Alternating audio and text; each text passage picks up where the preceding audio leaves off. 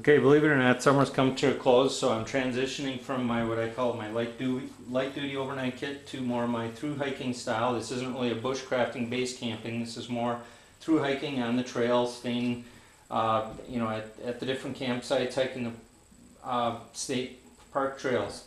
So what I'm using is a Jansport Big Bear 82 liter. It's a pretty big pack, but it's only 3.5 pounds. It's not a lifetime pack. It's pretty lightweight. It's eventually going to have some wear and tear, but it's working good. It's really a very comfortable pack as far as the suspension goes. One of the better suspension systems I've seen, and like I say, I had out yesterday for 4 miles and my shoulders and back feel great. So that's the Big Bear Jansport 82 liter. I got it for like 69 bucks on the internet. So this is kind of the gear that I took in there. It's 29 pounds without food and water, and this is, definitely comfortable for any kind of through hike I need.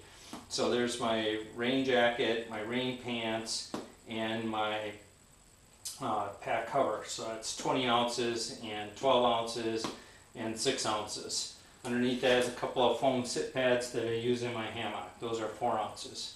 My 30-degree sleeping bag is 41 ounces, or I'm sorry, that's 50 ounces with the waterproof sack, and the USGI bivy is 41 ounces. It's getting hard to justify that bivy, but if you're in a tarp or a hammock, it sure is nice to be able to make sure you're waterproof.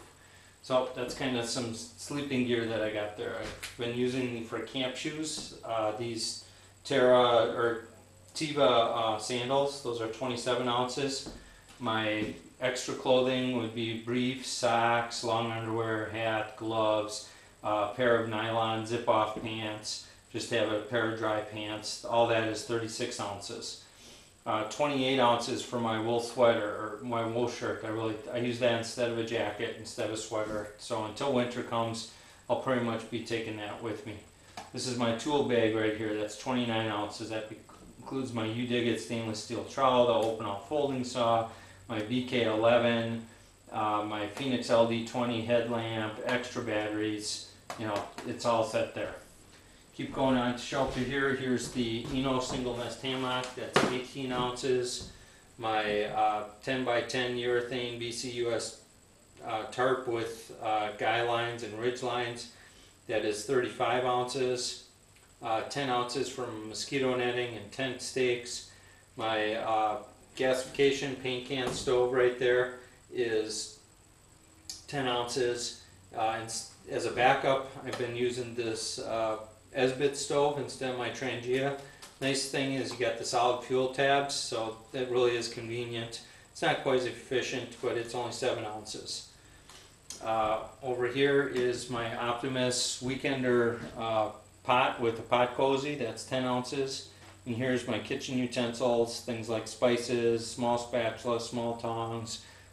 You've seen that. I've done quite a few videos on that. And that is 10 ounces also. This is my coffee cup. It's a 16-ounce Nalgene bottle with a homemade pot cozy. That's about 5 ounces.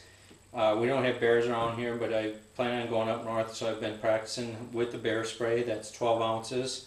The Steripen right here is my water purification, plus I have chlorine dioxide as backup and extra batteries. That is, Steripen is, where is it here? It's around 10 ounces, maybe 12 ounces. My little first aid kit here, it's all I find I need. I got gauze and bandages and antibiotic and Advil and duct tape and all that kind of stuff in there. That's only 3 ounces. 2 quarts for the USGI canteen. This is my little pot cozy, my 2-cup eating bowl, my Glacier stainless steel cup, and my 1 quart Nalgene. So here I got 2 quarts, plus 1 is 3 quarts, plus a pint is 3.5 quarts of water. That I can, that'll get me pretty far. And of course then I just use a Steripen when I need to. This is my food bag that I put my daily stuff in. It usually weighs, it's about a day and a half's food. So if I'm just going on an overnight or I'm going on 2 days, that's about 3 pounds. If I'm carrying more food, I'll put it in a larger sack and then just kind of replenish this one. So that can weigh anywhere between 3 pounds to 5 pounds, depending on how far I'm going out.